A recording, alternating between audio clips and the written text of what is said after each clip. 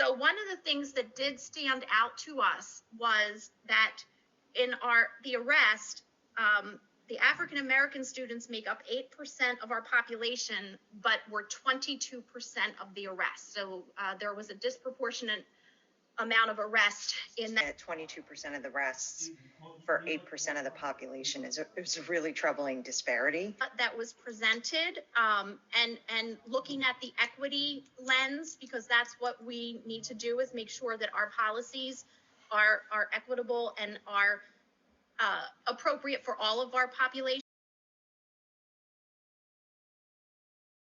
There were 54 arrests with 82 charges. Correct. Right. So one individual may have had 3 charges. Correct. Okay. We did ask for the breakdown of the demographics of the students.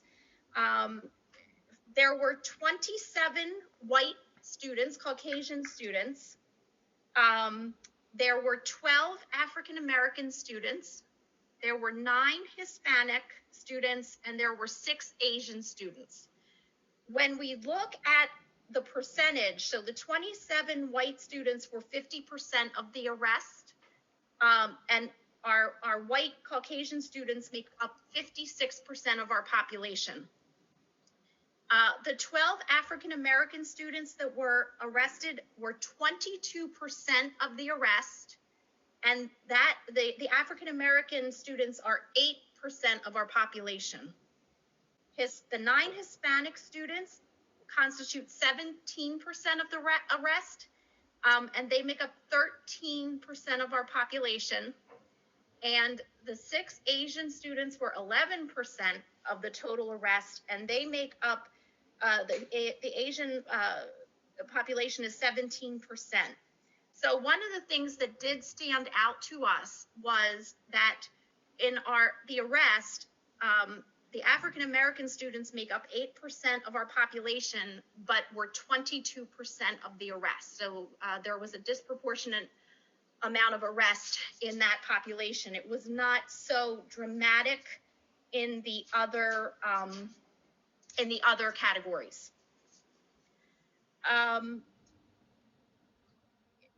The arrest, and Dr. Malash, I'm going to lean into you a little bit for this. I was taking notes, but I was so engaged in the conversation, or my other committee members. Only 2 of the arrests resulted in students actually being handcuffed. So most arrests that happen are not happening where we think about, a TV show or an out of school situation. It's not students, not the officers going into classrooms and pulling out handcuffs and putting children under arrest. It is done more privately, and only 2 required handcuffs being used. And yes, and Ms. Fidel, end up being handcuffed are children, or if they're 18, adults who are being transported to the Cherry Hill Police Department. Thank you. Thank you. It's done when arrests take place. It's something that is done incredibly discreetly. Remember, our goal as a school district is not to introduce children into the criminal justice system. Unfortunately, there are times when presented with certain situations, children in possession of certain items, that becomes unavoidable. Great. Thank you. Thank you for jumping in, Dr. Malash. Some of the perspectives of the students, they mentioned that, at West, there is one particular corridor, the DEF wing, which is a huge intersection at Cherry Hill West for anyone who isn't familiar, that they do see fights that break out there. But the students said that the officers are always there, and they're always, keeping the students safe. We were talking too about the fact that we have armed officers also in the elementary and middle schools. And actually the one student was surprised to hear that we had armed officers in our younger grades. They both, paraphrasing, saw more of a need at a high school level One of the things, and we did really kind of run out of time. I feel like we probably should continue some of this dialogue if we can at another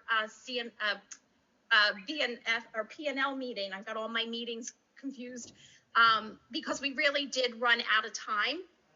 But I think we kind of need to look at that data that was presented and looking at the equity lens, because that's what we need to do, is make sure that our policies are equitable and are appropriate for all of our population. I think one thing when we looked at the data was, and I apologize if you said this, but the male-female breakdown of arrests was quite heavily skewed to male. I don't think we got to a place in the meeting where we had causation, but there's certainly correlation to be looked at.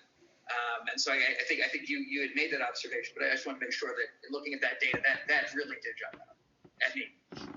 Thank you, Mr. Abadi. I had actually talked about the data based on the racial demographics. I did not discuss the male-female.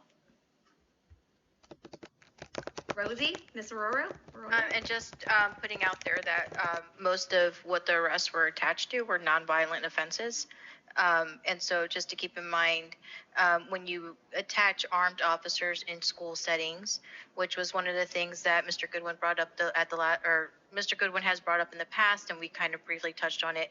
If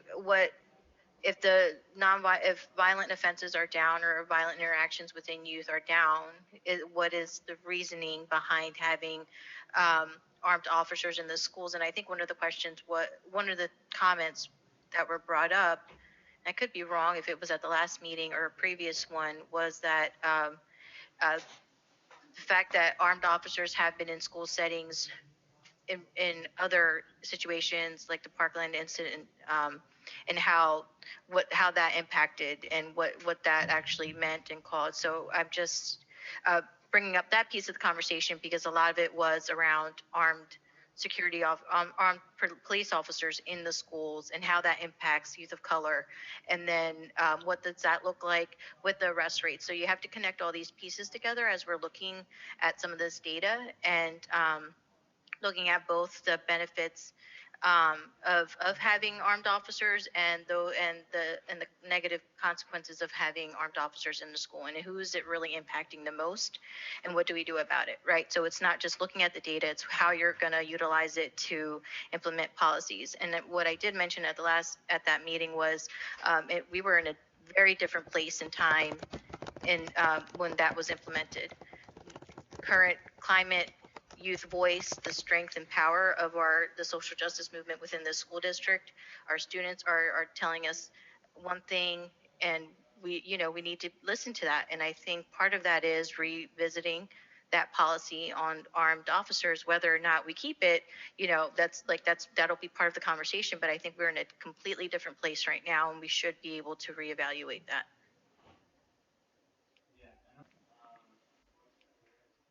Thank you, Ms. Arroyo. Mrs. Neary? Thank you. So looking at that, so two questions. One, we're looking at 22% of the arrests for 8% of the population. It's a really troubling disparity. So how are we digging, or what are we doing, like digging into that? Is the committee getting further information on that to try and understand where that's coming from, right? And then we looked at across racial groups, right, for that information. And then Mr. Avadia brought up, looking at that across gender. Have we looked at, and I think we should, how many of these students are identified with special needs that we're introducing into, possibly introducing into the criminal justice system? So, is that a layer that we're looking at? Because that's of concern as well. And I don't know that anybody's speaking for those students. So those two things, was there discussion on? Lori, can I just add that the data that was shared with us was 2018 to 2020. The Cherry Hill School District did implement restorative programming within some of their schools, and so we're not going to see the outcomes of that program until maybe next year when or when we're back into in-person, full in-person programming. So that is going to impact those arrest rates, right? Because that was like the purpose of when they presented that programming to us. But we have to still see, like, if that is a positive outcome, what does that look like for the rest of our district to implement similar work, right? But I don't want it to be I know some of the age group too. There was some youth between the age of 18 to 21 that had some involvement. And I also want to point out, be clear, because I think we asked this question because they go through very thorough training. There's a lot of diversion work happening within the school district and within the Cherry Hill School District Police Department. But a piece of what they're incorporating is having the discussions around what does this look like moving forward, and how are these restorative practices being built into the rest of what we're looking at. So I don't know if that's helpful, but it will change within the next school year, I'm assuming, once things are fully implemented again. Thank you. I just want to make sure, because it's hard to see. Mrs. Schultz, you don't have any questions? I do, but Mrs. Stratton had a question. So oh, I'm sorry, me. I didn't see your hand, Mrs. Stratton. No worries, and thank you, Ruth. I was going to ask, actually, Rosie touched on a few of the questions I had, but just reiterating that the dates that the data was tracked was 2018 to 2020. And we've already have practices in place that are addressing that data that was presented to us. So we already have some programs that we're currently working on that we can have some results on to look at the end of, I guess, for this school year, Rosie, or would that be in the next school year? The next one. Okay. I think that was the next one. Yeah. Okay. And then just in terms of those stats, my other question was going to be, what were our next steps? So I'm glad that we already have some of those diversionary activities already in place. But are we also digging deeper into that data? I know that the county does their own data tracking, but as a district, are we digging any deeper in terms of looking at the age groups, looking at if these are students with a repeated history, or if they're first time involvement? And then my other question was pertaining to what were some of the offenses so that we can look at what type of programming might specifically address those specific offenses if there's a high rate of one or the other. So do we have someone in our district that looks at that specifically, that's looking at all these things, or is it something that we will look at as a board, or what's our movement on that? Sure. So I can share that Mr. Saporito and Dr. Malash did share a chart of what the arrests were, if it was assault, if it was theft or what have you. So Dr. Malash, can that be shared with the entire board? It can. I can put it in the confidential file this weekend. Okay, that would be helpful. Yes. My thoughts on this are that this is such a critical issue that P&L needs to go back and look at more data and really dive deeper, as you just said, so that we really are making an informed, having an informed conversation and potentially any decisions where we've really looked at as much data as we can to make the right choices. Yeah, that makes a lot of sense, especially if we're going to be hearing about, I would be interested to hear if the programming that we put in place, I know it's probably on pause because of pandemic, but if, where they are in terms of their outcomes, are they making any headway? Mm-hmm. And to Rosie's point of, is this replicable, or, can we do this again in the areas that are some of our areas of concern around the district? And then the last thing is, I know that these stats are collected and looked at across the county. In terms of us with other districts of our size, are we low on, are we doing, as well as maybe some of the other districts are doing? Are we, way under? Like, where are we measuring up? And not so that I can, walk away from this feeling good, like, oh, but Cherry Hills, we're not the number one at that. But more or less so that we can look at if there's a district that's of our size that has some of the comparable numbers, and maybe they're achieving in these, they're not achieving, doing better, addressing these issues than we are. Can we know what those districts are? So maybe we can do some research and maybe reach out and see what they're doing that's been a promising practice that could be applied here. I think that's a great suggestion. I am not familiar enough to answer. Dr. Malash, are we able to get some comparable data? So the challenge always becomes for us to find a district of comparable size. There's no district of comparable size, outside of Toms River, unless you go into, again, we're the 11th largest district in the state. The one that's closest in size to us is Camden. So we can certainly compare with Camden City and see what arrests look like, coming out of Camden Public Schools. The next district that's closest in size is Gloucester Township, which is a K-8. Traditionally, you're going to see a different impact in arrests just because of problems that are associated with older children that aren't necessarily associated with younger children.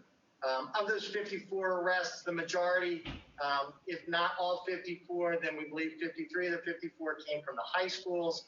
So we can certainly, talk to some of the local districts that have high schools, again, of comparable size, right? So that's really the biggest challenge, is to look at that, and then have to see what's available in terms of arrest.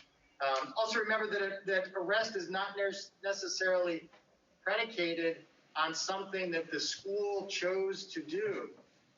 That also involves the filing of charges by parents who make a complaint, or by an individual staff member, or by another child, that's there. Our campus police officers, regardless of the level at which they work, are not involved in student discipline. That's not their role. That's not their function. It would be the same if they were an SRO hired from a municipal police department. But we can certainly find some of that data. I'm not sure, and I can go through with Mr. Saporito, but I'm not sure how far the Cherry Hill Police Department can dig down into the individual arrest records, or how much else can be shared, other than the age and the ethnicity and gender of the child and the charges, because they are children. You know what I mean, in terms of what's there. But yeah, we can absolutely see what else is available to talk about. In terms of, Strand, you're asking about some of the programs or sort of the justice practices that are being put into place. The hard part about it is we haven't had kids in school in 10 months, to go through. I shared with the board today, the Cherry Hill Sun published an article that Dr. Morton submitted regarding a grant that was awarded to Cherry Hill Police Department and Cherry Hill High School West for some of the ongoing work that's taken place there, and what takes place. So we will take a look and see what else that we can find. We got up in the central Jersey, take a look at like an Edison School District or a Hamilton Township, places like that, to see what we can get in terms of arrest records that are there. I just am not sure how much we'll be able to get. Yeah, I'm sure there's layers to it, and I just ask just because I'm again seeing that we're not going to be the only district that's going through this. So why not seek and see what some other people have done to address it? And I know that most of those programs that are restorative justice, that are diversionary, that are even preventionary, they're all going to be tracking some of these questions for us, and it's a matter of us asking how much privilege we have to see that, to find out if the students that are having consistent interactions with the justice system are students that have a history of it, or students that have some other trauma impacting things that might be leading to those things, because that's where we're really going to have to do the work in terms of figuring out what programs and things they need, not just addressing the arrest itself, but what's the back end.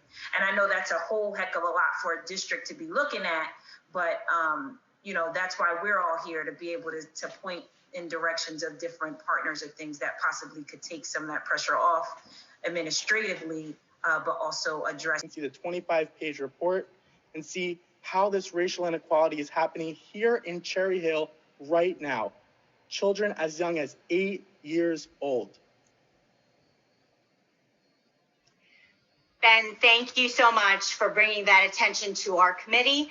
This is what this committee is all about, to tackle these racial injustices that you have raised, and the committee will come together and talk about this. And that's what this is all about, to have the entire committee have an open dialogue so that we can address these issues going forward. So thank you, Ben, for bringing that to our attention. Anyone else that would like to comment?